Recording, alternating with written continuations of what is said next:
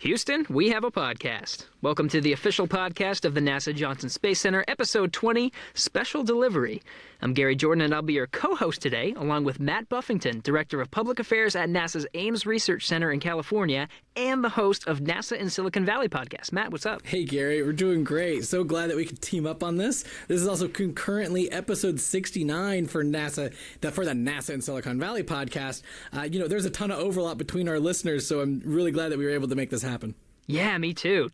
Today is a very special episode because we're teaming up with NASA in Silicon Valley podcast to talk about some of the things that we can find in a cargo vehicle when it's shipped to space, which is perfect because SpaceX will be sending its Dragon cargo vehicle to the International Space Station here soon.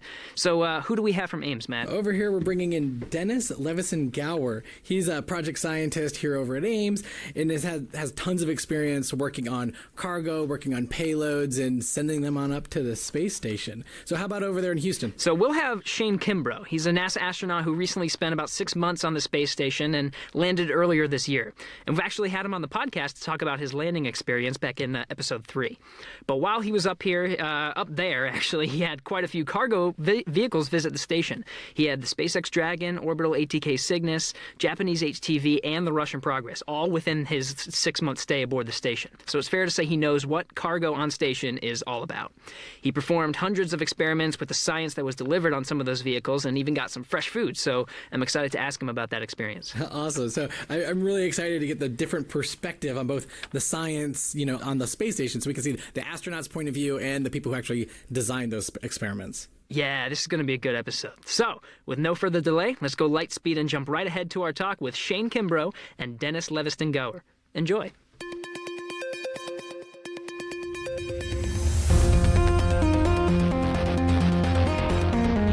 Minus 5 seconds and counting. Mark. Launch commit lights are correct. There she goes. Houston, we have a podcast.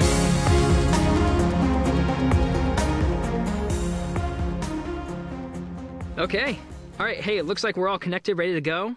How about this? Houston, we have a podcast and NASA in Silicon Valley combined. Yeah, this is going to be sweet.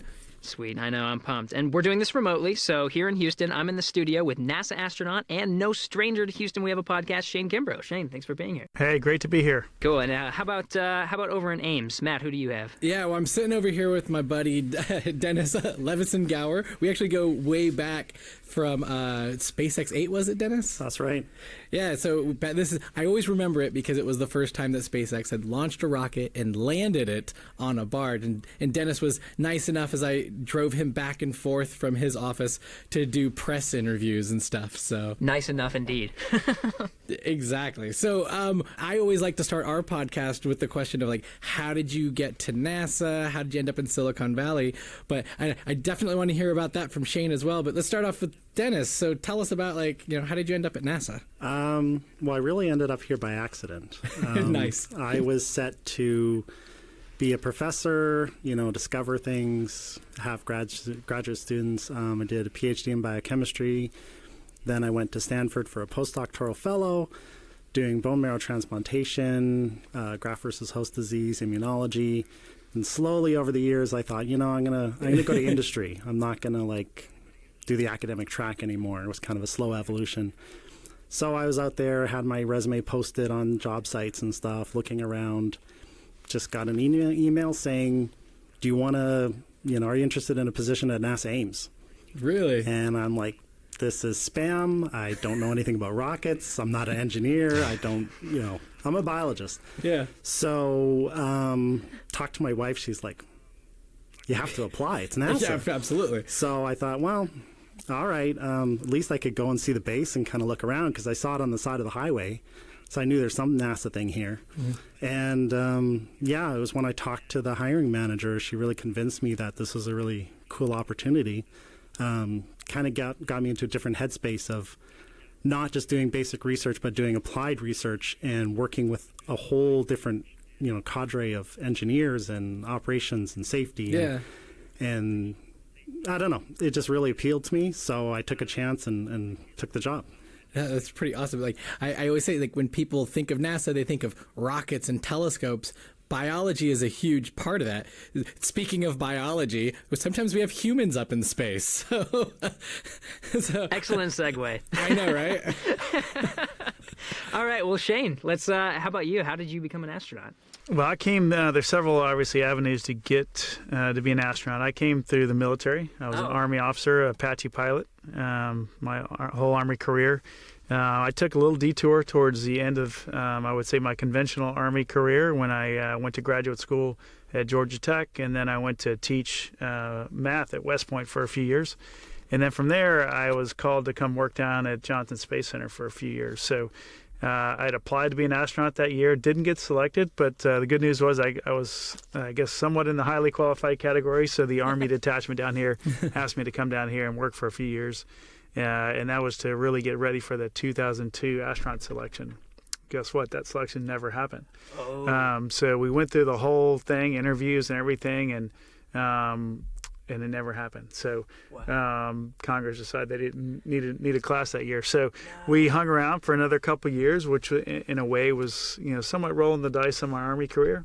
But my wife and I felt it was kind of where we wanted to be and what we wanted to do. So stuck around and was lucky enough to get selected in 2004. Lucky and persistent enough. So, yeah, persistence is a big trait, I think. It was my fourth time to apply. So. All right. I was going to say, isn't that normal for astronauts? Because we had Steve Smith like a while back on our podcast, and I think he had applied like 3 or 4 times as well. Yeah, I think at least it used to be the norm. A lot of times these days, at least in the last couple of classes, we've had a lot of first timers. But yeah, for folks a little older like myself, yeah, I think 3 or 4 times was pretty normal. Yeah.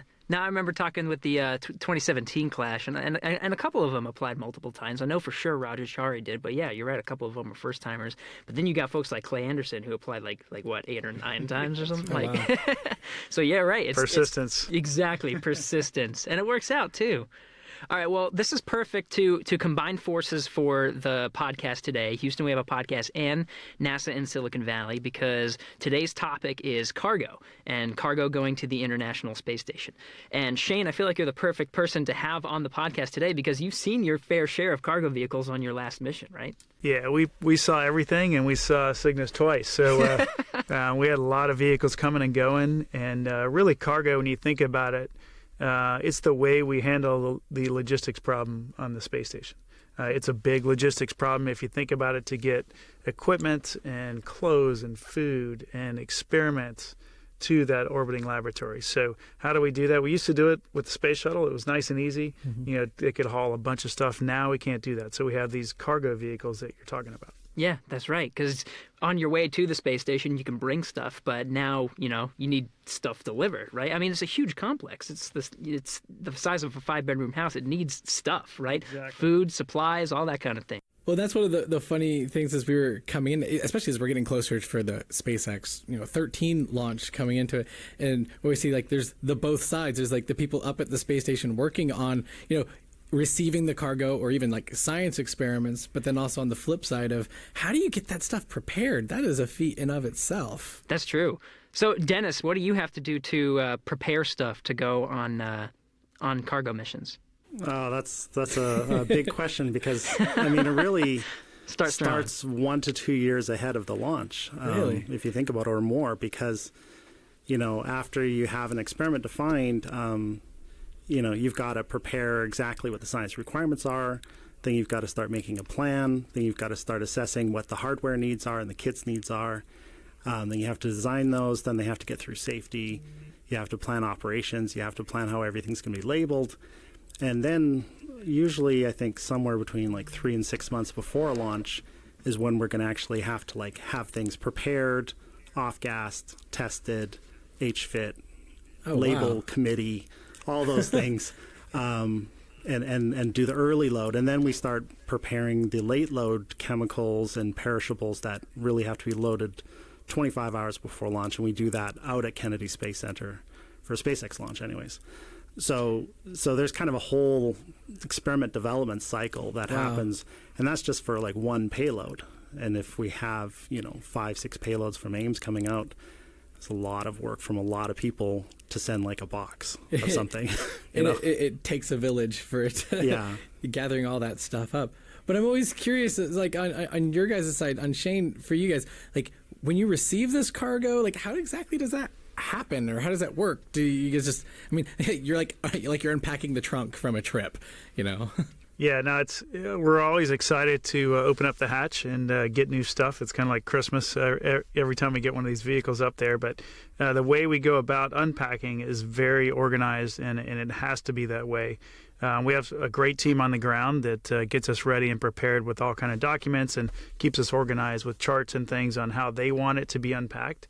And so we follow that, religiously. We'll have somebody in the crew is going to be called the load master, and that person's responsible for that vehicle. If we just start pulling things out and stowing things where we want to stow them, that's not the way it's going to be, because we'll never find that stuff. So we really have to be disciplined and put things where they're supposed to go. A lot of times that means we'll take one bag out, and the bag will have 100 different items in it, and we have to go put those 100 things somewhere. So it's not as easy as pulling a bag out and stuffing it somewhere. Sometimes it is, but most of the times it's not. So we've really got to make sure that we're all helping each other out, and it's always better to, as I found with all these cargo ops, to do it as a team versus doing it individually. You're much more efficient, and you can have one person kind of reading the book, keeping control of everything, and the other couple people running things around, and that really worked well for us. Wow. So everything has an order and a destination, right? You Absolutely. gotta unload this first and put it in this location, and it's all scheduled that way. Yep. How long does it take you to unload completely then? I think we actually set some records for unloading vehicles the quickest, which is a good thing, I guess. But we really, we did it by working together as a team, and that's the only way. Tama and Peggy and I would knock out a vehicle, no kidding, in a day and a half or two. But that's pretty unusual. That was kind of, if it happened to show up, maybe just before a weekend, we kind of used the weekend to do it. So it was kind of a freebie. Where if they had it just planned out during a normal week, it would take a week to 2 weeks sometimes, depending on the vehicle. That's right, because you got to fit it with everything else that you're doing. Right, exactly. Wow. Amazing. And a lot of that, I'd imagine, it's already complicated enough. And I'm sure it's crazy complicated even just within NASA. But then you start throwing in all these private companies and different groups. Is everybody, how do you keep, I don't know, maybe you guys could talk about, how do you keep everybody all on the same page on how things get prepared? Because, Dennis, you're preparing the stuff for these companies, but then... I think they all go through NASA. Yeah. You'll have private hardware developers, but the manifest is controlled through NASA, and the crew procedures are controlled through NASA. Shane, correct me if I'm wrong, but at some certain point, it has to be layered into the controlled process of NASA, even if it's so you could think of it as NASA buying things from different vendors, but then they'll manage how it goes up, and or they'll manage totally it through agree. SpaceX, how it goes up. Yeah, totally agree. We saw differences, of course, because the vehicles are all different inside. So the way they, location coding is all different, and where things might be on one is different than another. So that's the only difference. But bottom line is you're going to get a bag, you're going to take it somewhere, you're going to take it apart, and then take those things somewhere. And if we keep it pretty simple like that, it made it easier on the crew. Definitely. You're the pro mover when it comes to cargo missions. I'm going to get a reputation here. Man. So what are some of the main differences then in terms of, so Dennis, on your end, for qualifications, and we can start with that, what's the difference to get it on that vehicle? But then Shane, for unpacking it, some of those little tiny things. The biggest thing for us is always safety. We go to great lengths to try to have chemicals that will not interfere with the life support system, that won't be toxic to the crew if they're spilled. Everything that has a tox level will have certain levels of containers and containment that have to be layered onto how it's packaged and how it's stored. Then we have human factors. We have to make sure that the 5% Japanese female and the 5% American male can handle the things. And then even right before it's loaded, there's an expert that comes in with gloves on and feels everything, make sure there's no sharp edges on anything, and that is not going to hurt anybody when they start pulling them out of the packages. So that's what I've seen on my end, big picture. Yeah, I'd say from our end, it's very similar, like I mentioned before, but there are some things that every vehicle that gets there's some critical items that need to come off first, and we're well aware of what those are based on the ground team prepping us for that. And most of the time, those are kind of delicate experiments or things like that that have to come off or time sensitive. So we'll obviously hit those first, and then after that, we'll just follow kind of the script that the ground lays out for us so that we're all on the same sheet of music and everybody knows what's going on. Even if we're doing it in our spare time where the ground control team might not be following, we can kind of just update them with, hey, we did, sections 2, 3, and 4 or whatever it was, and then they'll be caught back up with us when they get back on console. Yeah, like if you're doing it on a weekend or something. Correct. Sweet. So what's an example of time critical? Since you unpack so many vehicles, what's an example of a time critical experiment you had to unpack? We had some rodents on board, so that was one thing we had to get off. Those are always time critical, just to get them set up in their habitats on the space station. That's one. I think some that just showed up today, actually on the space station, were things like pizza and ice cream.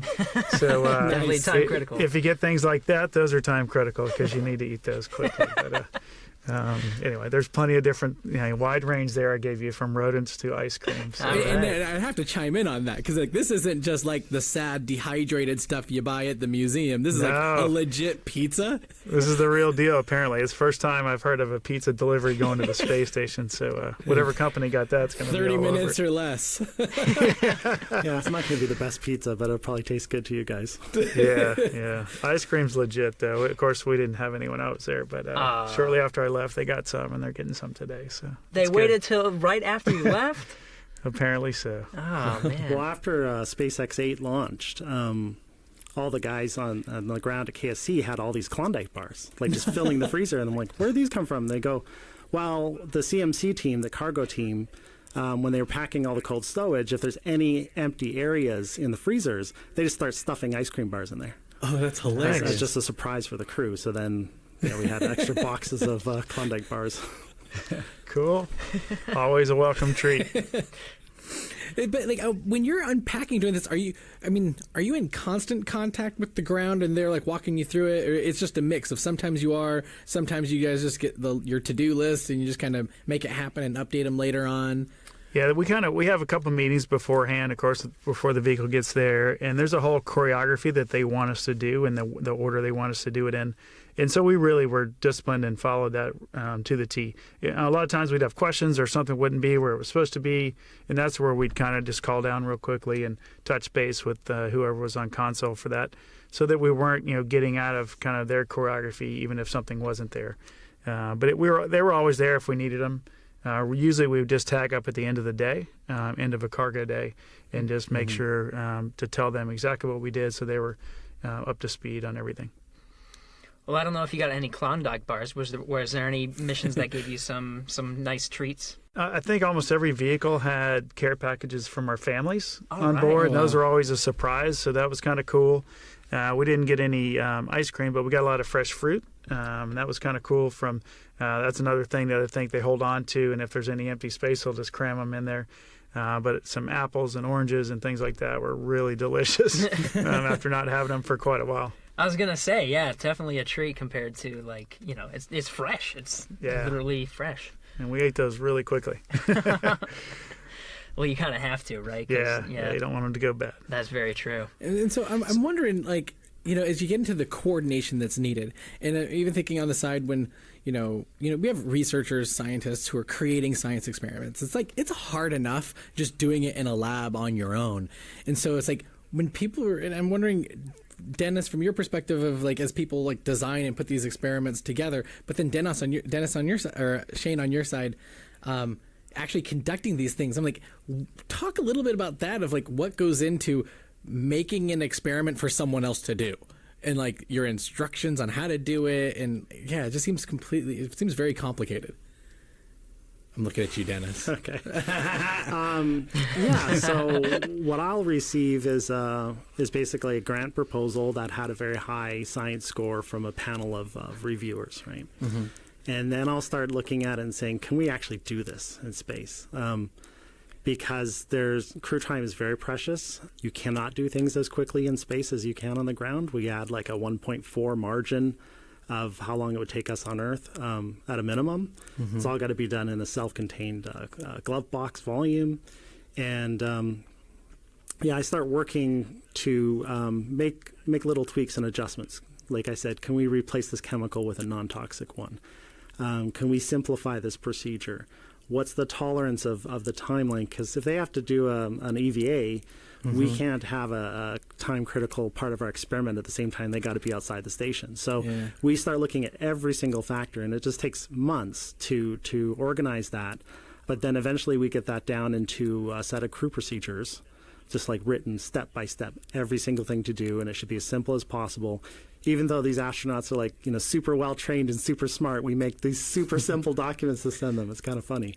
And then the training happens at JSC, where like an experienced scientist will go and work with the astronauts and make a fighter pilot into a biologist, right? Nice. And then we send everything up, and then on my end, we're sitting in a control room watching a live video of the astronauts. It's very cool, and talking to them.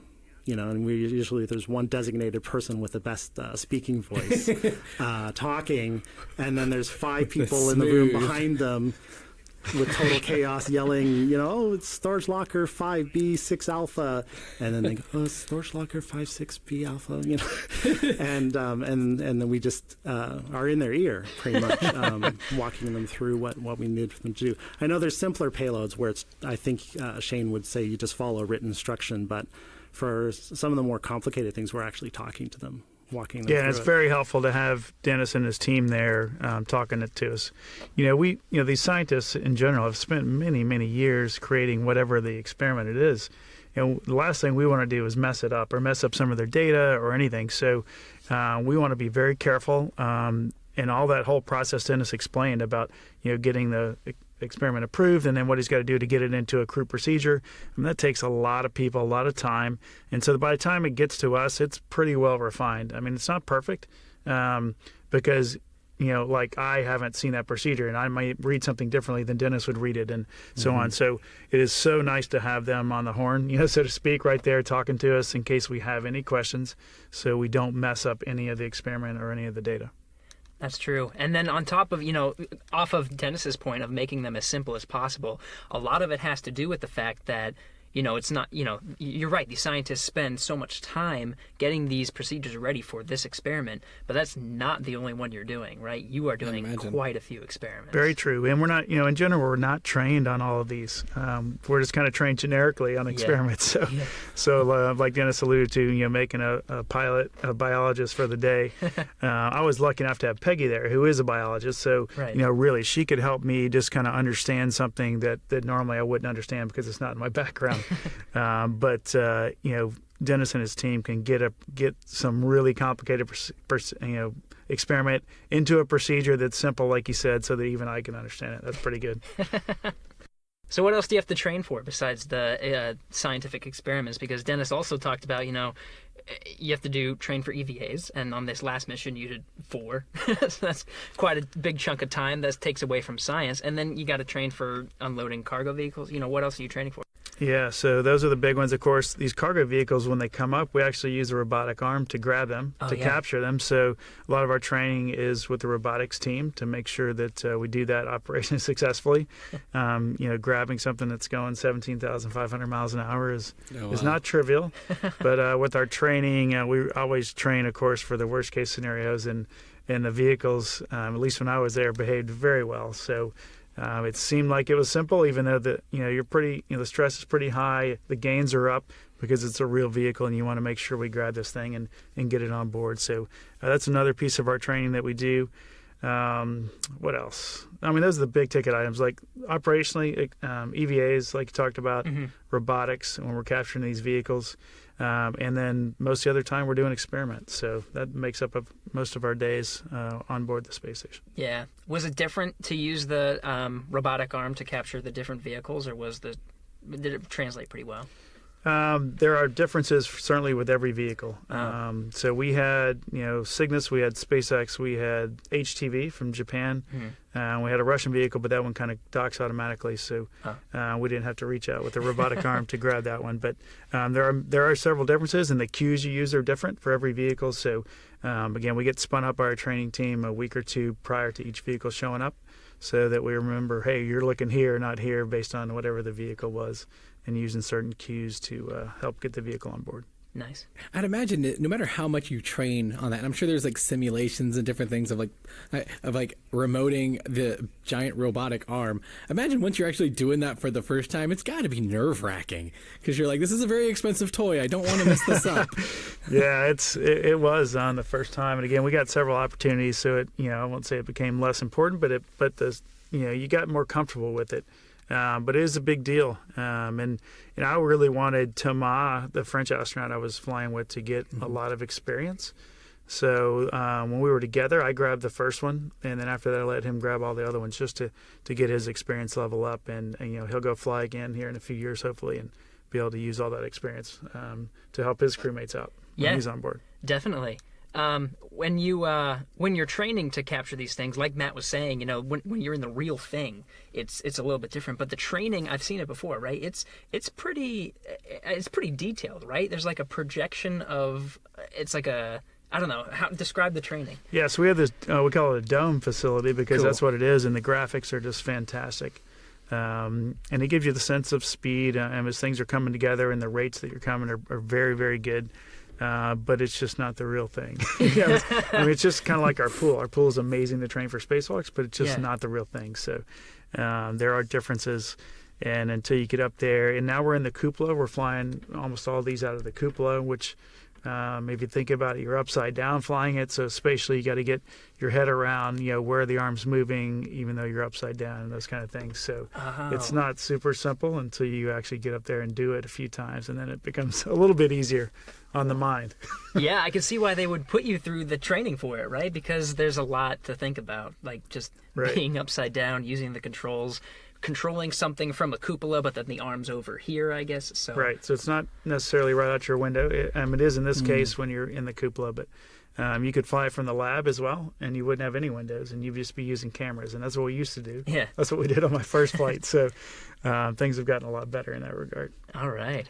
I'm sure they write these procedures to be as easy as possible. So Dennis, like, what are some of the techniques you do to whenever you're writing these scientific procedures for the astronauts to make it as easy as possible for them? We try to just boil it down to step by step, but also add in some rationale for why you're doing it a certain way, so that if they don't necessarily have to memorize the exact step, but they can know what the end goal is and why they're doing it. So then they know, like, oh, I should make sure I keep this cold, or I should make sure that I handle this gently.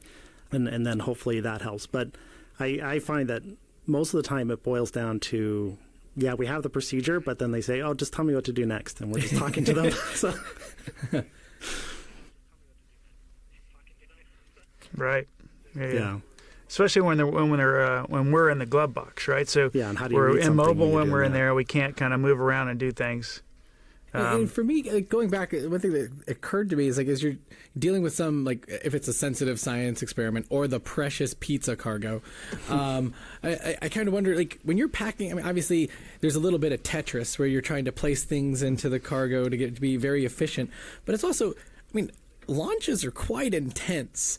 And so I'd imagine, Dennis, it's like you'd have to, I'd imagine things have to be durable enough to survive such a crazy extreme, and like launching, and then it's floating out in space, and then the big robotic arm that Shane's operating is grabbing it. But then also on the flip side, Shane, I'd imagine for your, being a human experiencing that sensation as well. But what goes into, like, keeping things safe and packed in? For especially things like the rodent habitat, we strap it to a table and we vibrate the heck out of it. Oh, wow. It goes through, like, launch impact testing. It gets put through temperatures. It gets through pressurization, depressurization, anything like that. Like, really goes through rigorous testing to make sure it stands up to things. And then it's usually packed in some foam into a locker. Then it's put on a scale so that you can find the center of gravity of that hardware, and also, like, the weight and dimensions. And then from that, some eggheads do some math, and, like, some robots, like, load it into the capsule the right way so it's all balanced. And I don't understand all that part, but we just make sure that we've tested everything to withstand whatever. And I mean, it's pretty excessive. I mean, whatever could possibly go wrong, we, like, test worst case, and then we treat it as gently as possible. and then Is it, wrap it up and ship it up. and how is that, Shane, on your perspective of being the human inside said rocket, vibrating and going through those intense pressures? Yeah, when on the Soyuz, which is what I just flew on, I was very surprised on the launch how smooth it was. So I had an experience on the space shuttle before, and it was kind of rocking and rolling and shaking around like you would imagine, and you see in the movies. But the Soyuz was super smooth. So we pulled about 3 Gs going uphill, but the ride itself was very smooth. So I was very impressed. So not only like designing the experiments and getting them up, but then how, you'd mentioned before, Dennis, that it could take years in this process. Yeah. I'd imagine that there's several experiments and ideas that never get into Shane's hands, or great ideas that just either is like funding or different things. It's a competitive process, and everybody wants their cool science experiment to go up. Yeah. No, we have a queue of investigators going up till 2022.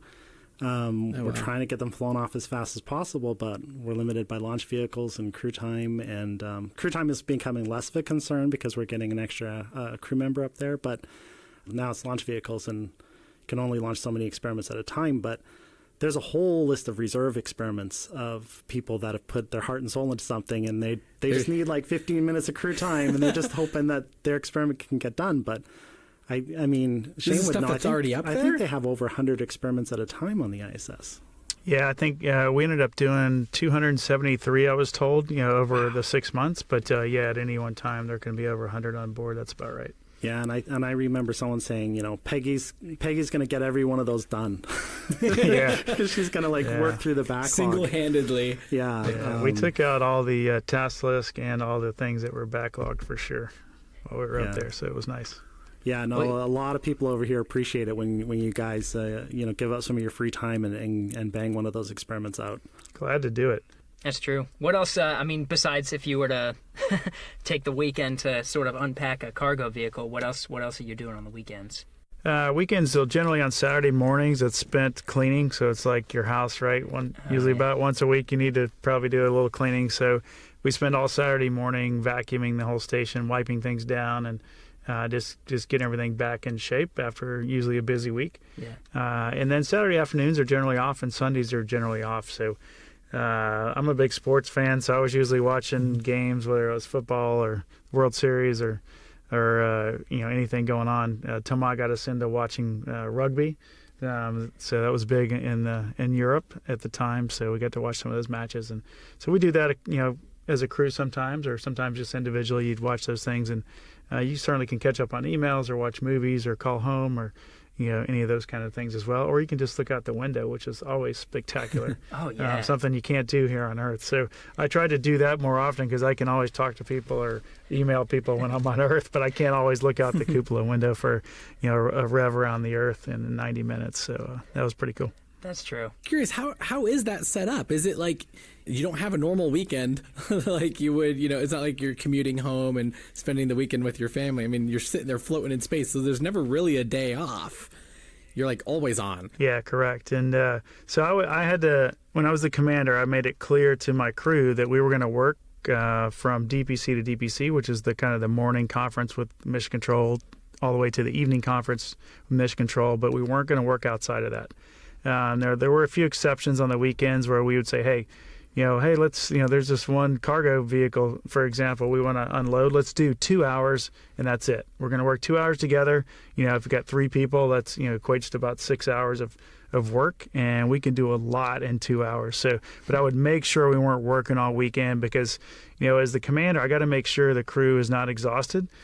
For one, so they can hit the next week's activities, when Monday starts. But also, we got to always be ready for that really, really bad day, an emergency on board the space station, whether that's in the middle of the night or during the day. The crew's got to be fresh enough to handle that. So I'm always thinking about that as I'm working the crew, and the crew's being worked by the ground. And sometimes we have to modify what they want us to do in order to keep our reserve, so to speak, to be able to handle an emergency. That's right. So as a commander, how much jurisdiction do you have on time? Because I know they schedule a lot of things for you, but then what kind of power, I guess, do you have as a commander? Big picture, I'll talk with the lead flight director usually before the week or maybe even 2 weeks out to, we'll talk about the big picture, how things are going to flow and what they want to get done. And then the details just kind of flush out. I don't really, have too much influence on that. I'll let the flight director know, hey, here's what I want to focus on. Make sure, we get maybe a day off here or there because we worked last weekend, and those kind of things, because that happens a lot. And then in general, if something's coming up real time, day of, and things, maybe an experiment or something's running twice as long as it was expected, that happens. And then we'll just adjust, real time. And maybe I'll take the activity that Peggy was supposed to do next if she's buried in this experiment, or vice versa. We'll just help each other out to kind of get all the things done. And you do that almost daily. You get done with something early, you go help somebody else. If you can, or else you just take something else off of their timeline by knocking out something down the road for them. Sounds like you guys are really tight-knit. You guys needed to be a really tight team to get all this stuff done. Totally agree. And I was just super fortunate to have Peggy and Tomas on board for really about 90% of my time on board. Yeah. I was with Kate and Takuya for only a week or so, unfortunately for me, because they were superstars as well, but they left shortly after we got there. But so really my whole mission was with Peggy and Tomas on the U.S. side, and we did really work well together. We thought the same. Our work ethic was the same, and we just loved helping each other out and loved being around each other, which doesn't always happen. So I was very, very fortunate. Hey, that makes me kind of getting back on track to the cargo stuff, though. I was actually thinking about, we were talking a lot about when cargo comes up, how to get it, how to unpack it. But then there's a packing story, right? And they're different for each vehicle, because some of them just kind of burn up. Some of them have experiments running before they burn up, and then some of them actually come back. So what are some of the differences there? Yeah, so we had all those. So the only one that comes back to Earth is, you're probably aware, is SpaceX. Yeah. So, anything that's real critical, experiment-wise, or even maybe broken equipment that engineers want to get their hands on to figure out what happened to it, those kind of things we'll put into SpaceX so that they can come back to the ground. A lot of that has to do with experiments that we did on our own bodies. Kind of blood draws and those kind of things need to come back, as well as rodent research things will come back on SpaceX, because the scientists need to recover them and look at the data and get all that stuff. So that's one thing. All the other vehicles in general burn up, like you mentioned. So to me, I kind of think of it, that's how we manage our trash. All right, that's how we manage trash on the space stations. We create tons of trash, believe it or not, up there, whether it's food trash or clothes trash or, experiment trash or waste, human waste. So all that stuff needs to get off at some point. And the way we do that is to use these cargo vehicles that are not coming back to Earth. And we can't just cram things in there like you might think. It's a very organized way of, and again, we'll kind of get a plan from the ground team and Mission Control that lays out how they want us to pack it. And a lot of times there are experiments on board that will happen once it leaves the space station before it gets burned up, like you mentioned. So we got to make sure certain aisleways are clear and the airflow is going to be correct so that those experiments can happen correctly. Ah, I see. So it's kind of like a supply chain, really, because there needs to be new stuff that's sent up to the International Space Station, and then you need to take some of the old stuff out. So it's that's the cycle that keeps the ISS going. Correct, yeah. And, and launch delays and things don't happen, and these launches aren't always happening on time. So sometimes your trash backlog gets pretty high on the space station. So that's not there are some odors and things that go along with that. So we always like to have vehicles come in frequently so we can manage our trash, of course, along with doing great experiments as well. But you guys have plenty of food and all that kind of stuff, right? So even if something gets delayed, you'll be set for a while, for at least a lot of things. I think they have about a 6-month reserve on board. Oh, wow. So we can handle a lot of delays, I guess. So Dennis, on your end, when it comes to these experiments coming back to Earth, and especially on SpaceX, the ones that you actually can get your hands on and don't burn up, what are some of the things that you're looking at for those? Looking at getting it back as quickly as possible is usually our priority, especially with rodent experiments, cell science experiments. You're trying to study the effects of microgravity on these organisms. And, the minute you start getting back into the Earth's atmosphere, you're going to start experiencing gravity and see molecular changes. So the clock is ticking to try to get the samples back. So in the future, hopefully, return vehicles can land on solid ground and we get the samples back even faster. Right now, it's taking about a day or two, on a boat in the ocean. But yeah, the priorities, obviously for animal experiments, we want, all of them alive and happy. And so far we've done it twice, and they have been. JAXA has also done it twice. All the mice did really well in return. And intact samples kept at the right stowage temperatures and everything, and then we're happy. Well, on a similar note, and this is a slight pivot, but I love the little catchphrase of working off the earth for the earth. We've talked a lot about how it all happens, like from an idea, an experiment, it's created, it's packed, it's sent up, then you actually conduct it. But I'd love to pick your brain, Dennis, and also Shane, of the why. It's like why is doing experiments in microgravity important, and why? I mean, clearly, NASA and the international community is spending a lot of money to put this thing up here, and what can we get out of that you just can't do on the ground? I mean, there's a lot that we can't do on the ground. Yeah. My bias is that we want to go to Mars and we want to explore space and we want to make Star Trek real. So. We should be figuring out what happens to our bodies, what happens to physical processes on a cellular level, really understand the biology of what changes when the vector of gravity is removed. Of course, there is objectives to benefit the Earth, as you say, and one prime example is you can't have forced bed rest of research animals, but if they're in space, all the gravity load is off, and it will mimic conditions where people have extended bed rest or unloading on their muscles. You also, microgravity seems to have kind of an accelerated aging effect, so you can look at age-related factors. You have fluid shifts and high blood pressure in your brain, and that starts affecting the astronaut's vision and things like that, and we want to understand how that works. So you have a lot of, growing 3D tissues in the lab. To be able to do those kind of things, you may be able to do them better in space and understand the processes better in space. And I think it directly translates into benefits to Earth. Sometimes you have to connect the dots a little bit to see how that space research really affects the ground. But if you look at every experiment that we've done, it always has spin-off benefits. Tough to add much to that, and that's very true. The way I look at it is everything we do up there is either for future exploration, like Dennis mentioned, or it's to help humanity in general. So if we're not doing that, I think we're really missing the boat. But everything that we touched up there and I've been involved with has met one of those two criteria. One example I like to think of is, we have this machine up there that makes water, right? So it takes every bit of liquid on board the space station, from urine to sweat to condensation to anything, and it goes in this machine and it makes water that's extremely pure that we use for our food and our drinks, the next day, so to speak.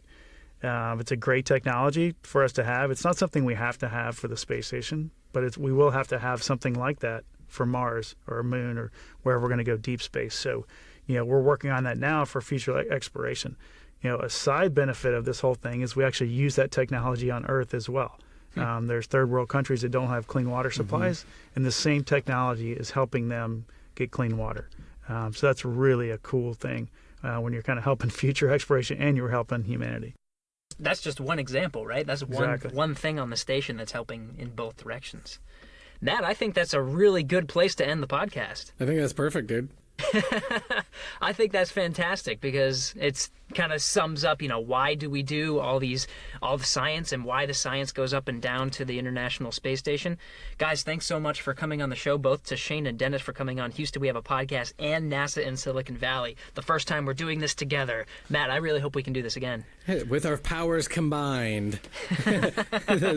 It works out. Thanks a lot for helping pull this together. This has been a lot of fun. Yeah, absolutely. Thanks, It was guys. great. Thanks, everybody. Yeah, huge thanks for thanks to having me. Dennis and Shane. That's Thanks. awesome.